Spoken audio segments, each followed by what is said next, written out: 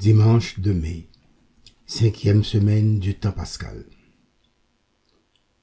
Lecture du livre des Actes des Apôtres. En ces jours-là, arrivé à Jérusalem, Saul cherchait à se joindre aux disciples, mais tous avaient peur de lui, car ils ne croyaient pas que lui aussi était un disciple. Alors Barnabé le prit avec lui et le présenta aux apôtres. Il leur raconta comment, sur le chemin, Saul avait vu le Seigneur, qui lui avait parlé, et comment, à Damas, il s'était exprimé avec assurance au nom de Jésus. Dès lors, Saul allait et venait dans Jérusalem avec eux, s'exprimant avec assurance au nom du Seigneur. Il parlait aux Juifs de langue grecque et discutait avec eux. Mais ceux-ci cherchaient à le supprimer. Mis au courant, les frères l'accompagnèrent jusqu'à Césarée et le firent partir pour Tarse. L'Église était en paix dans toute la Judée, la Galilée et la Samarie. Elle se construisait et elle marchait dans la crainte du Seigneur. Réconfortée par l'Esprit Saint, elle se multipliait. Parole du Seigneur.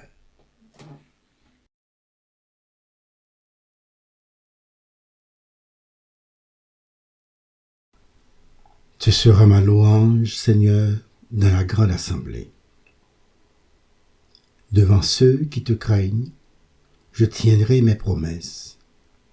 Les pauvres mangeront, ils seront rassasiés, ils loueront le Seigneur. Ceux qui le cherchent, à vous toujours la vie et la joie.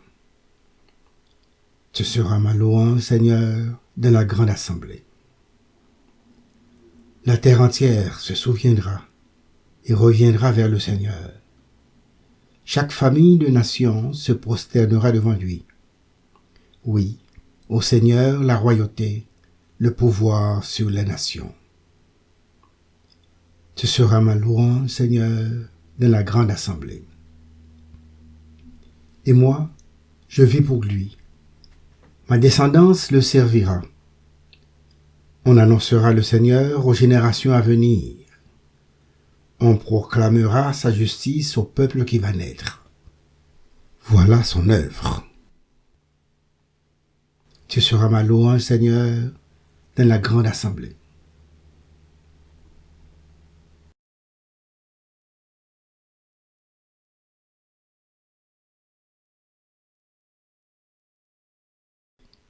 Lecture de la première lettre de Saint Jean. Petits enfants, n'aimons pas en parole ni par des discours, mais par des actes et en vérité. Voilà comment nous reconnaîtrons que nous appartenons à la vérité. Et devant Dieu, nous apaiserons notre cœur. Car si notre cœur nous accuse, Dieu est plus grand que notre cœur, et il connaît toutes choses. Bien-aimés, si notre cœur ne nous accuse pas, nous avons de l'assurance devant Dieu. Quoi que nous demandions à Dieu, nous le recevons de lui, parce que nous gardons ses commandements, et que nous faisons ce qui est agréable à ses yeux. Or, voici son commandement. Mettre notre foi dans le nom de son Fils Jésus-Christ, et nous aimer les uns les autres comme il nous l'a commandé. Celui qui garde ses commandements demeure en Dieu, et Dieu en lui. Et voilà comment nous reconnaissons qu'il demeure en nous, puisqu'il nous a donné part à son esprit. Parole du Seigneur.